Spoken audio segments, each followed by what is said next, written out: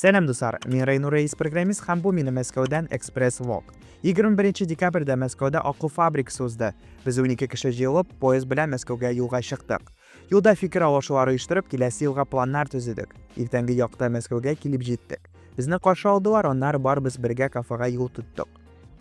Ertangi oshdan so'ng Tatar madaniy o'zagina ketdik.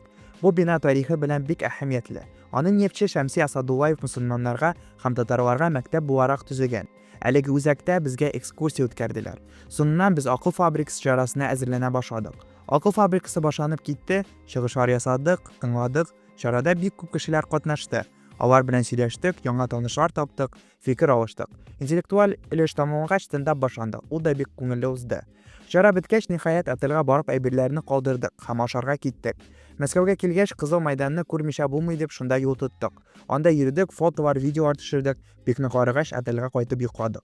Ikkinchi kunni ilkdan Tatariston Respublikasining Rossiya Federatsiyasidagi to'liq vakolatli vakilligina yo'l tutdik. Bizga vakillik ishi turida to'g'riroq ma'lumot berdilar, ham ekskursiya o'tkazdilar. Onlara Tretyakov galereyasına ketdik. Onda 1,5 soat san'at dunyosida shumdik. Rasmlarni, skulpturalarni qaradik, shoqqatdik.